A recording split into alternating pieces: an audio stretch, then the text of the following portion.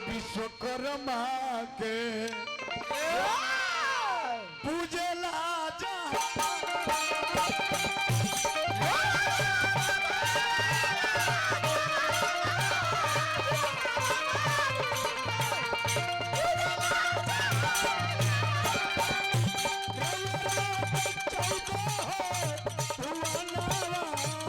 विश्वकर्मा के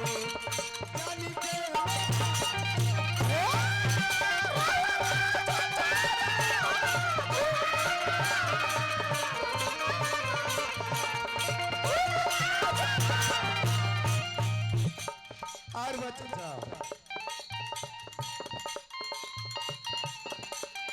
पाँच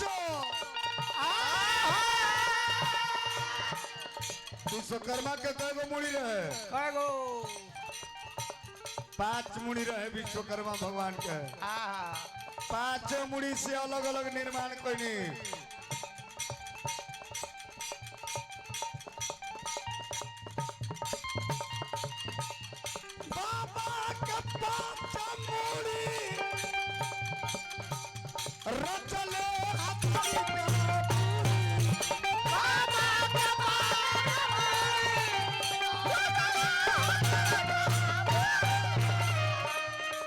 संतोष भैया बाबा के पांच मुड़ी रचले है द्वारिकापुरी।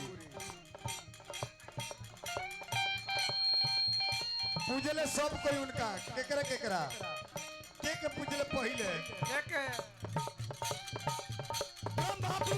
पूजले शिव चरनावा विश्वकर्मा के जानी के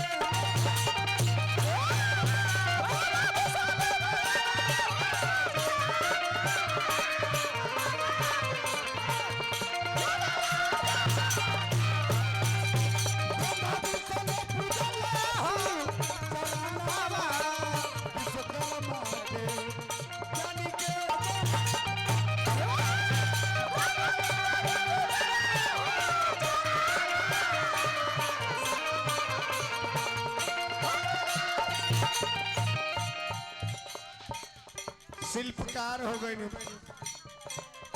विश्वकर्मा जी। दुनिया में बाजा डंका तीनों लोग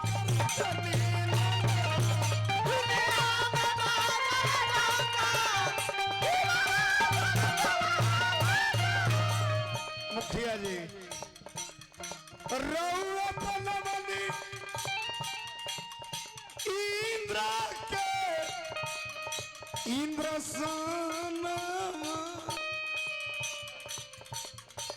विश्वकर्मा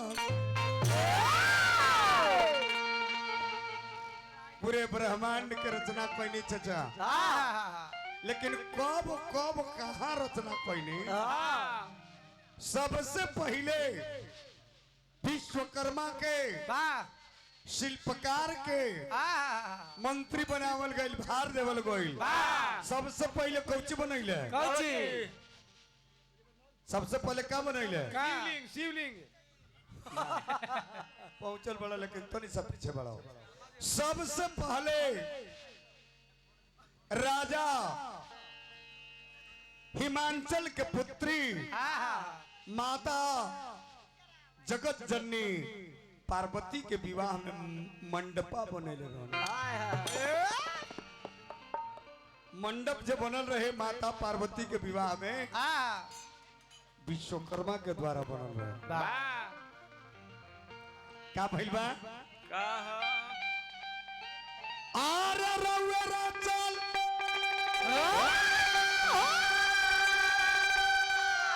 मुखिया जी हमें से वही कथवा छोड़ दिले रहने हैं। जब पृथ्वी के रचना भइल तो अतल बीतल सब कुछ के निर्माण करावे खातिर विश्वकर्मा जी के ओइजा जन्म ना बोल रहे मिथिलेश। विश्वकर्मा जी के ओइजा जन्म ना बोल रहे, जन्म के कथा दूसर बात, जन्म ना बोल रहे, स्वयं भगवान अवतार लेके, कौन अवतार? भगवान शिव के अवतार लेके विश्वकर्मा हो जाए। जैसे 11वां रुद्र हवे के शिव के 11वां रुद्र के हवे हनुमान जी। तो शिवे के अंश विश्वकर्मा जी हवे, लेकिन कयवा रुद्र हमरा पास के बात नहीं है कता नहीं। तो श्री जानंद गावला भजनवा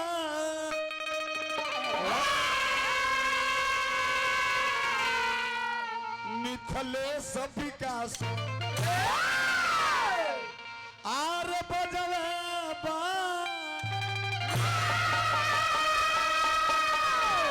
सिरजानंद।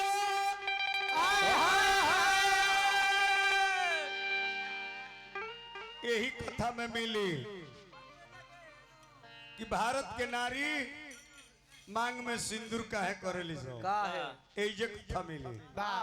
चाचा यही जे कथा साधारण कथा ना हो। आर सिरजानंद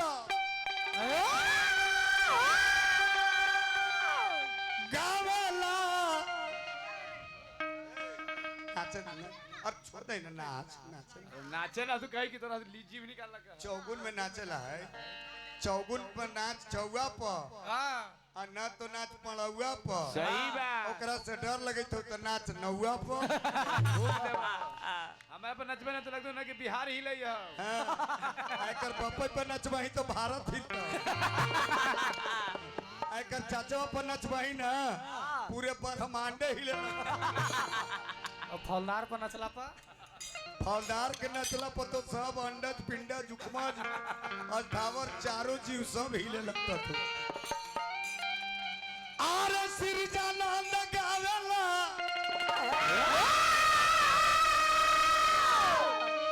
गिगानवा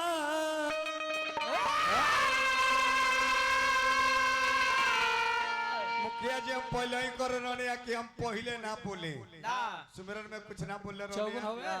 आई हमरा भिरुआ के गुड्डू जी कहत के आवाज लगाव तो पटना के गोल घर ना देखेबा ना विधायक जी के कुतुब मीनार ना देखबे बाबू। कुतुब मीनार दिल्ली के। हेलो पांडे जी आपका समय 3 मिनट समय 3 मिनट बच रहा 3 मिनट। क्या मिनट क्या ही हो? कई मिनट समय दिए हैं आप? 35 मिनट हो गइल बा। 3 मिनट समय बच रहा आपका। 3 मिनट अबरी में हम ले ले भेजे बंद कर दे। सियावर रामचंद्र